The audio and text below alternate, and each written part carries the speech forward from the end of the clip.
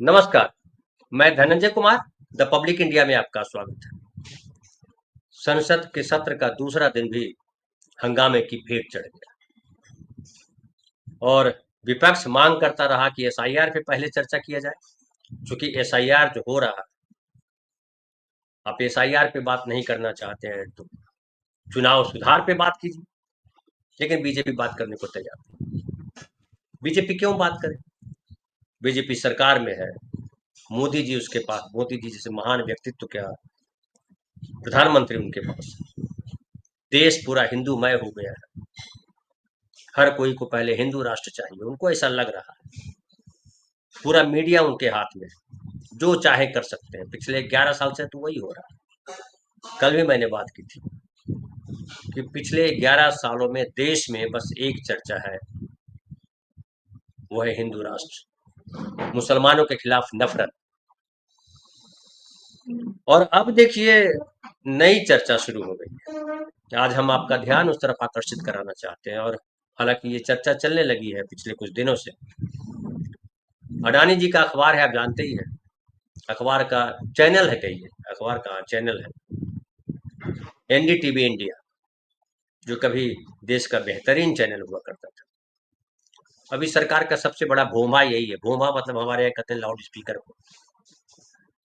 और इसने एक स्टोरी छापी है, उसमें लिखा है 1 घंटा हंगामा बराबर 2.25 करोड़ रुपया स्वाहा।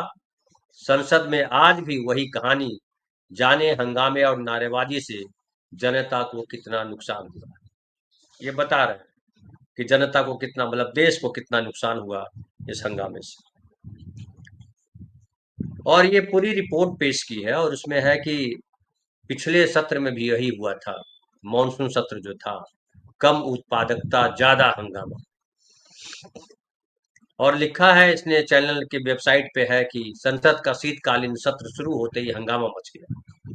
सोमवार को स्पेशल इंटेंसिव रिवीजन मुद्दे पर विपक्ष के जोरदार विरोध के बीच लोकसभा 2 बार स्थगित हुई और फिर पूरे दिन के लिए सस्पेंड कर दी। मंगलवार को भी सदन की शुरुआत कुछ ही मिनटों में हंगामे से हुई और लोकसभा को दोबारा स्थगित करना पड़ा। विपक्ष एसआईआर को वोट चोरी का हथकंडा बता रहा है, जबकि सरकार, हथकंडा समझिए शब्द, जबकि सरकार चर्चा की मांग को टाल रही है। ऐसे में मानसून सत्र की तरह ही शीतकालीन सत्र भी बर्बादी की ओर बढ़ रहा। अभी 2 दिन हुए, अभी और लंबा समय है, 19 तारीख तक है, तो अभी 2 दिन हुआ है। अभी देखिए आंकड़ों में समझा रहे हैं किस तरह से जनता के कितने पैसे डूब रहे हैं।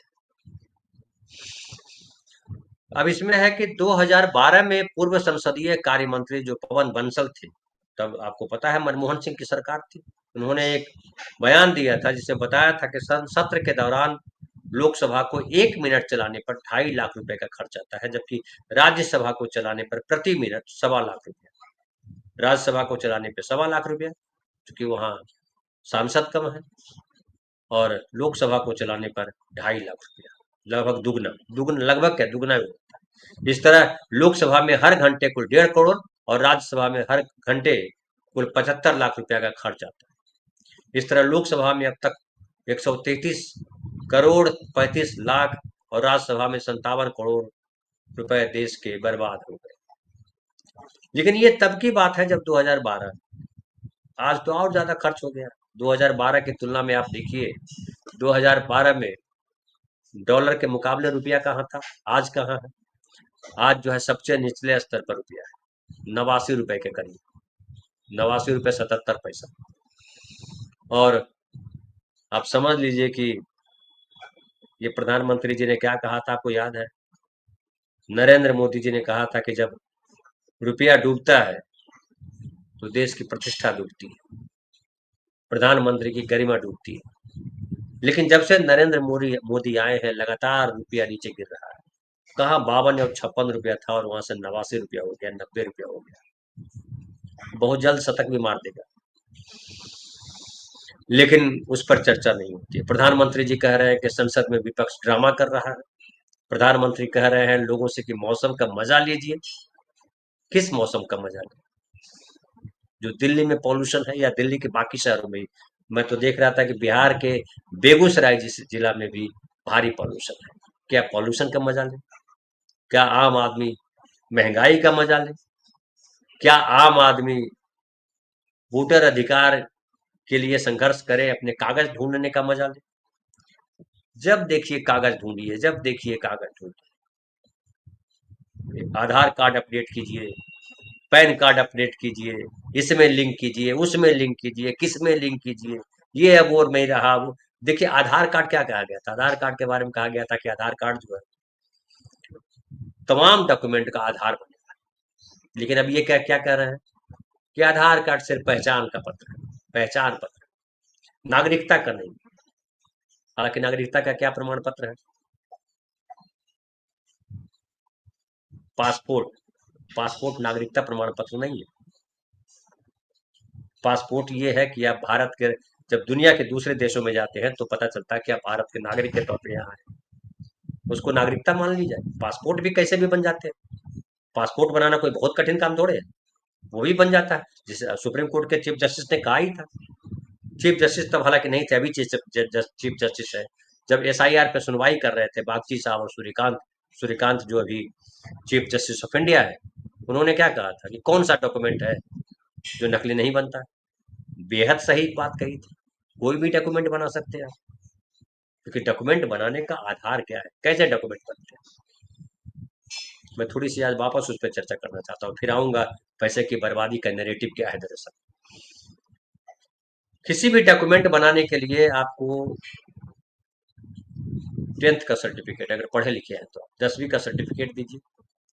90 के बाद के जन्म है आपको, बल्कि अब तो और भी आगे हो गया है। बर्थ सर्टिफिकेट आप लेके आइए, अस्पताल से बना हुआ, म्यूनिसिपल कॉर्पोरेशन से बना हुआ बर्थ सर्टिफिकेट। लेकिन जहाँ म्यूनिसिपल कॉर्पोरेशन है वहाँ कहाँ से, ब्लॉक से लाइए बनवा करके। ब्लॉक से कैसे बनेगा? अभी भी ढेर सारे बच्चे घरों में पैदा हो रहे हैं, वहां से सर्टिफिकेट बनेगा? कैसे बनेगा सर्टिफिकेट? मुखिया सरपंच लेके लिख के देगा। जो पहले पैदा हो चुका है, 90 से पहले पैदा हो चुका है, उसका बर्थ सर्टिफिकेट कैसे बनेगा? अगर नहीं है तो अनपढ़ है तो बर्थ सर्टिफिकेट उसका बनेगा कि ग्राम सभा में ढोल पीटा जाएगा, ग्राम सभा में बुलाया जाएगा लोगों को और पूछा जाएगा कि भैया इनकी उम्र कितनी हो, और गांव के बुजुर्ग बताएंगे कि अरे ये फलाना महीने में पैदा हुए थे, उस फलाना मारा हो गया था। गांव में ऐसे बात करते हैं, बहुत भारी बाढ़ आ गई थी, वो फलाना जो है उस साल, उसी साल देखिए बहुत शादी हुई थी हमारे यहाँ, उसी साल देखिए बहुत लोग मर गए थे। ऐसे ऐसे उदाहरण देते हैं लोग। और अब बताइए कि बर्थ सर्टिफिकेट ही आपका पब्लिक तय करती है, फिर निवास प्रमाण पत्र, निवास प्रमाण पत्र कैसे बनता है? निवास पत्र बनाने के लिए है कि जो लोग नगर सेवक है, विधायक है, ग्राम में जाएंगे तो मुखिया सरपंच है, वो उसको कहेगा कि हाँ ये जो कह रहे हैं सही है, आपको अपना घोषणा पत्र देना पड़ेगा, और ब्लॉक से आपको बन के आ जाएगा, ये लीजिए आपका, नगर निगम से बन के आ जाएगा, ये लीजिए आप बैंक में पासबुक खुलवाइए, आधार कार्ड मांगते हैं, पैन कार्ड मांगते हैं, पैन कार्ड भी बन जाते हैं, तमाम सर्टिफिकेट्स बन जाते हैं। और घुसपैठिया घुसपैठिया चिल्ला रहे हैं, उसमें पैसा बर्बाद नहीं होता। और घुसपैठिया इसलिए करते हैं कि हिंदू मुसलमान होता है उससे, और हिंदू मुसलमान से क्या देश का भला होने वाला है?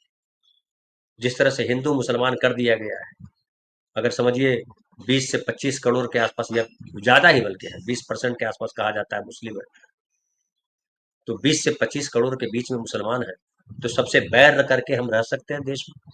अभी पश्चिम बंगाल में इन्होंने, बीजेपी वालों ने नारा चलाया है जो राष्ट्रवादी मुसलमान है। अरे राष्ट्रवादी मुसलमान क्या होता है भाई? राष्ट्रद्रोही मुसलमान कौन है? हम तो जानते हैं कि संघ के लोग राष्ट्रद्रोही हिंदू हुआ करते थे, मुखबिरी किया करते थे अंग्रेजों की, लड़ रहे थे, कांग्रेस के नेताओं से ही लड़ रहे थे। गांधी की हत्या कर दी, जिस गांधी को दुनिया ने माना, उस गांधी की हत्या कर दी। तो गांधी की हत्या करने वाला देशद्रोही नहीं होगा, गांधी की हत्या करने वाला देशभक्त होगा। आलोचना दूसरी बात है, हत्या दूसरी बात है। आलोचना किसी की भी की जा सकती है, लेकिन आप हत्या इसलिए कर देंगे कि नफरत में हत्या कर देंगे कि ये गांधी रहेगा तो देश बर्बाद हो जाएगा। ये देश गांधी ने आजाद कराया। सावरकर कहाँ थे? नाथूराम गोडसे कहाँ थे? इतिहास के पन्ने में ढूंढिए, आपको पता चले। मोदी जी कहाँ थे? वो तो थे ही नहीं, तो वो क्या बताएंगे? लेकिन देश की आजादी जब हुई, संविधान बना, सभी नागरिकों के मान बराबर किए। हिंदू, मुसलमान, सिख, ईसाई, ब्राह्मण, बनिया, मुसहर, तेली, सब बराबर। स्त्री पुरुष सबके वोट बराबर। ट्रांसजेंडर सबके वोट बराबर। अमीर गरीब कोई सब बराबर, कोई भेदभाव नहीं। लेकिन बीजेपी का क्या है, तमाम तरीके के भेदभाव। बड़े गर्व से ये लोग कहते हैं हमने किसी पर आक्रमण नहीं किया। अरे आपका इतिहास तो रक्त रंजित है, पड़ोसियों को मारा आपने। एक बड़ी आबादी जो दलित है, आदिवासी है, शूद्र जिसको कहते हैं, जो पिछड़े है, बड़ी आबादी को, 85% आबादी को आपने मनुष्य नहीं माना, आज भी नहीं मानते। मध्य प्रदेश हो या बीजेपी के जहां शासन है, वहां देखिए दलितों के साथ, अब तो पिछड़ों के साथ भी होने लगा है। मारते हैं उनको, थूक चटवाते हैं, आरक्षण को लेकर के बाबेला मचाते हैं। तो जितना नुकसान किया है देश का इन लोगों ने, हिंदूवादियों ने, ये कथित हिंदूवादी, हिंदूवादी कहना गलत शब्द है। हिंदूवाद, हम भी हिंदू। अब ये तो हिंदूवाद, हिंदू भी नहीं करे तो करे सनातनी हम। पता चलेगा सनातन भी तो बौद्ध धर्म से आया, सनातन शब्द भी बौद्ध से आया, बौद्ध शब्द है, पाली का शब्द। फिर कोई नया शब्द ढूंढेगा, क्योंकि इनका कोई आधार नहीं। जितने पुराण लिखे गए वो कब लिखे गए, गुप्त वंश में, गुप्त काल के दौरान लिखे गए। चंद्रगुप्त मौर्य, सम्राट अशोक, उनके काल में देश की सीमा सबसे बड़ी थी। वो कौन थे? क्या सम्राट अशोक हिंदू मुसलमान, तब तो हालांकि मुसलमान आए नहीं थे इस देश में, लेकिन तब जो धर्मनिरपेक्षता को जो पाठ पढ़ाया था समाज को, कि कोई धर्म के नाम पर फसाद नहीं करेगा, सरकार, राजा उसको दंड देगा। और जब भारत आजाद हुआ तो अशोक स्तंभ, अशोक चक्र इसीलिए लिया गया। और ये अशोक स्तंभ और अशोक चक्र हिंदू का प्रतीक नहीं है, हिंदूवाद का प्रतीक नहीं है, ये बुद्धिज्म का प्रतीक है। और ये इसलिए लिया गया था कि बुद्धिज्म में समानता का पाठ पढ़ाया गया।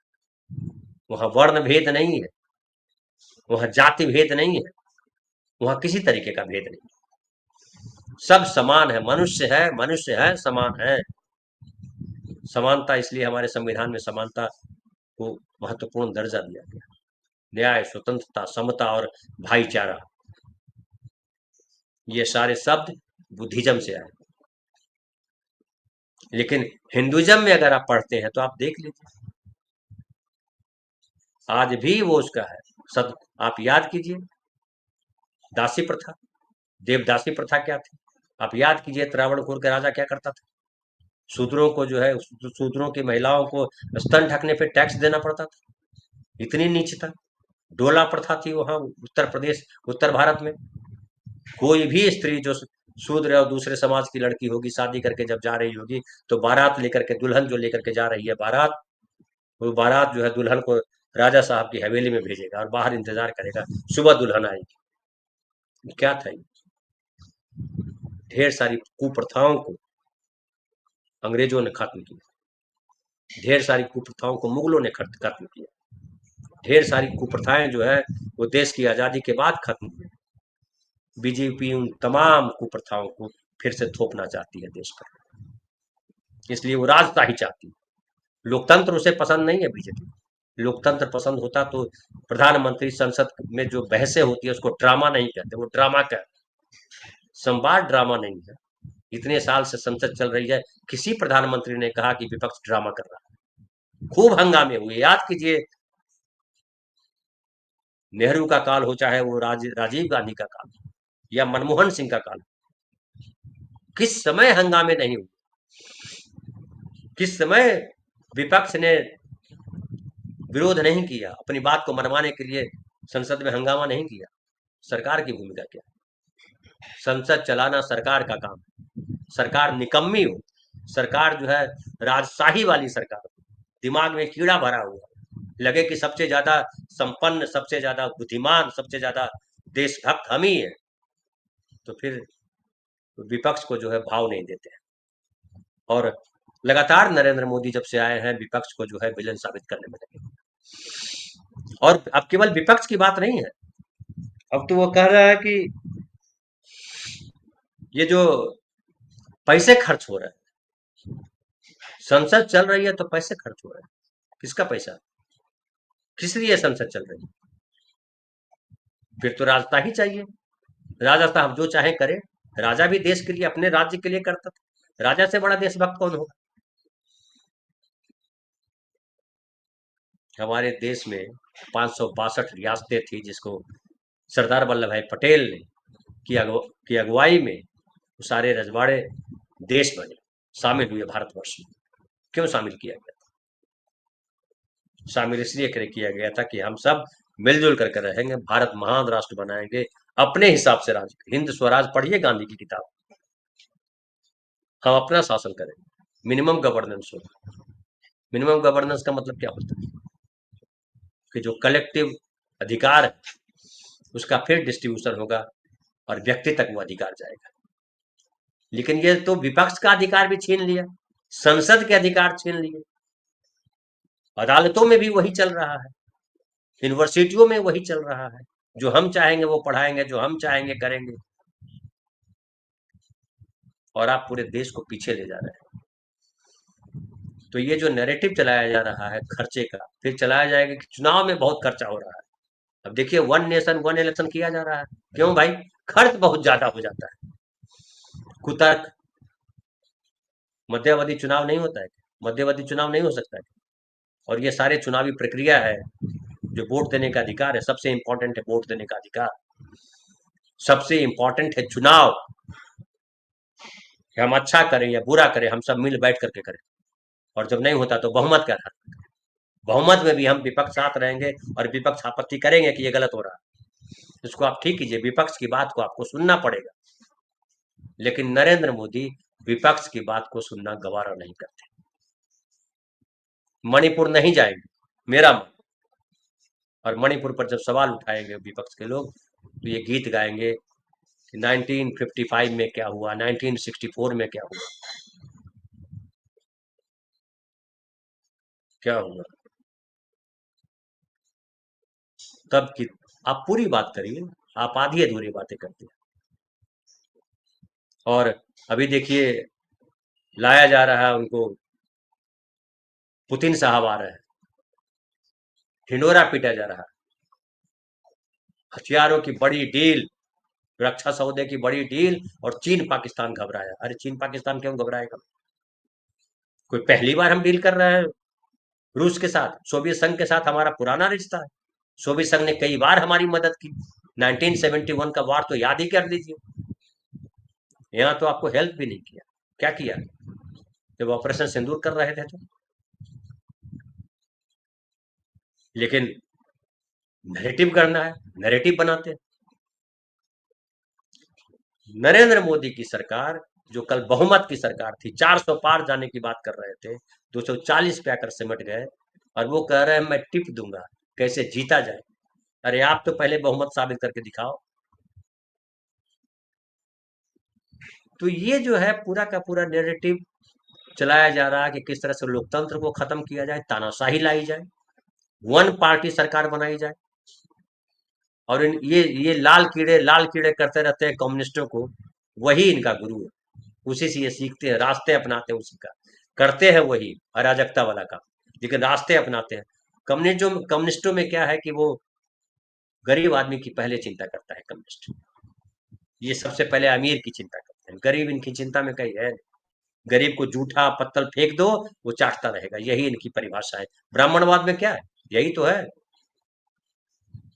सब ब्राह्मण के पांव छुओ, ब्राह्मण जो कहेगा वही होगा। आज पूरा दिशा में नहीं जाना है, कल दक्षिण दिशा में नहीं जाना है, अभी फलाने का मुहूर्त नहीं, अभी ढिकाने का मुहूर्त नहीं। भक्त प्रवचन देंगे, आप शादी कैसे कर रहे हैं, आप फलाना क्यों कर रहे हैं, आप ये क्यों नहीं मान रहे, आप वो क्यों मान रहे हैं। भाई ये जो हुआ उसको ठीक भी तो किया जाना है, जो गलत हुआ उसको ठीक करेंगे। और जैसे जैसे दुनिया पढ़ रही है, दुनिया कर्मकांडों से, दुनिया अंधविश्वासों से बाहर निकल रही है। मंदिर मस्जिद गुरुद्वारा से बाहर बाहर निकल रही है। दुनिया के विकास में जो है, दुनिया के आगे बढ़ने में मंदिर मस्जिद गुरुद्वारा नहीं आता है। धर्मस्थल बनाने की दुनिया के किसी देश में होड़ नहीं चल रही। ये हम ही है। दुनिया जो है बड़े बड़े एजुकेशनल हब बना रहे हैं, इंडस्ट्रियल हब बना रहे हैं, टूरिस्ट प्लेसेस बना रहे हैं। तरक्की के तमाम जो वैज्ञानिक आधार हैं उसको आगे बढ़ा रहे हैं। हम तरक्की के वैज्ञानिक आधार को हटा देते हैं और गप करने लगते हैं, हम अंधविश्वास में चलने लगते हैं, हम धर्म के रास्ता भी पकड़ ले तो बहुत सही है। धर्म तो है दया, करुणा, सहयोग, भाईचारा, भेदभाव खत्म कर दे। लेकिन यहाँ तो संत कहलाते हैं और कहते हैं कि ये ऊंच ब्राह्मण है, या नीच ब्राह्मण है, शूद्रों के लिए ये नहीं है, दलितों के लिए वो नहीं, और सरकार चुप्पी साध देती है। वैसे संतों को जो है पुरस्कार देती है, वैसे संतों के पांव में सर झुकाते हैं प्रधानमंत्री नरेंद्र मोदी। तो ये बड़ी चिंता का विषय है। और जिस रास्ते सरकार चल रही है, विपक्ष को विलन साबित करने के बाद अब उसका अभियान चल पड़ा है कि ये खर्चों पर बात करें, वन नेशन वन इलेक्शन, और धीरे धीरे कहेंगे कि पार्टियों की आवश्यकता नहीं। सबसे जब जितना बढ़िया देश के लिए आरएसएस सोच रहा है, जितना बढ़िया आज बीजेपी सोच सकती है, उतना कोई सोच ही नहीं सकता है। इसलिए किसी पार्टी की क्या जरूरत है, किसी चुनाव की क्या जरूरत है। यही होने जा रहा है, इसे रोकना आपका काम है। फिलहाल इतना ही, बहुत बहुत धन्यवाद।